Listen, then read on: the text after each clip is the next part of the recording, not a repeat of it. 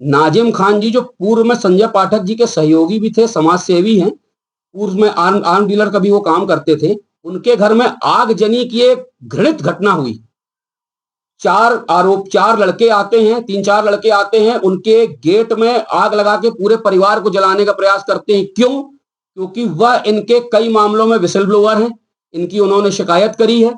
इसलिए दस्तावेज जल जाए, पूरा परिवार जल जाए, ऐसी प्रयास किया जाता है। ज्वलनशील पदार्थ डाला जाता है उनके गेट में, पूरा गेट जल के धू-धू हो जाता है और उनके नेम प्लेट जल जाती है। परंतु भाग्य था कि आग अंदर तक नहीं जाती और पूरा परिवार बच जाता है।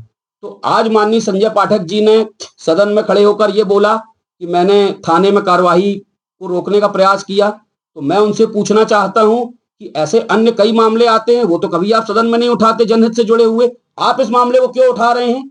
आप इस मामले को इसलिए उठा रहे हैं कि क्या हो सकता है कि मैंने तो कभी नहीं बोला। श्री नाजिम खान जी ने थाने में रिपोर्ट लिखाई कि मेरे घर अज्ञात लोगों ने आगजनी कर दी। पुलिस ने उसकी जांच करके 4 आरोपियों को निकाला। उसमें ब्राह्मण समाज का भी एक लड़का है, उसमें एसटी-एससी भी है, उसमें ओबीसी है।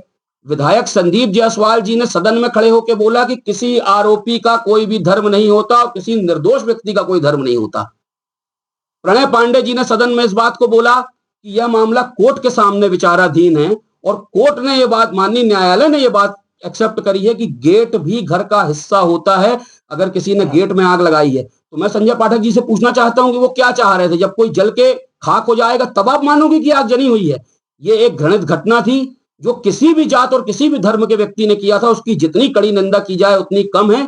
और मैं तो कहता हूं कि आज उन्होंने सदन में कई बार मेरा नाम लेकर बोला, मैं चाहता हूं इस मामले की सीबीआई जांच हो, जिससे यह पता चल सके कि मामले का मास्टरमाइंड कौन था। अभी तक यह पता चल गया कि आग किसने लगाई थी, पर यह पता नहीं चल सका कि आग लगवाई किसने थी। मैं पूछना चाहता हूं एसपी महोदय से कि पीर बाबा के पास एक बड़े व्यापारी का और एक नेता का बंगला है। वहां पर तरह तरह के लड़के ड्रग्स लेते हैं जाके, और ड्रग्स लेके इस प्रकार के घटिया कृत्यों को अंजाम देते हैं। मैं उनसे पूछना चाहता हूं कि वो ड्रगिस्ट लड़का कौन है, किसका पुत्र है वो, जिसने ये अंजाम दिलवाया, इस घटना को अंजाम दिया। तो संजय पाठक जी मामलों से बचना चाह रहे हैं, मामलों से माइंड डाइवर्ट करना चाह रहे हैं। इसी प्रकार वो ये नए नए मामले उठा के कभी साधु संतों की आड़ में छुपने का प्रयास करते हैं। कभी उनसे कोई पत्रकार पूछता है तो कहते हैं कि आप हेमा मालिनी जी के साथ थे, कभी कहते हैं आप बागेश्वर धाम चले जाइए और अर्जी लगाइए, वो जवाब देंगे। तो आप इस व्यक्ति का चाल चरित्र और चेहरा समझिए कि संजय पाठक पूरी तरीके से रोए रोए में इस व्यक्ति के झूठ बसा है। कटनी का बच्चा बच्चा जान चुका है कि संजय पाठक झूठ में, भ्रष्टाचार में, भय में संलिप्त हैं।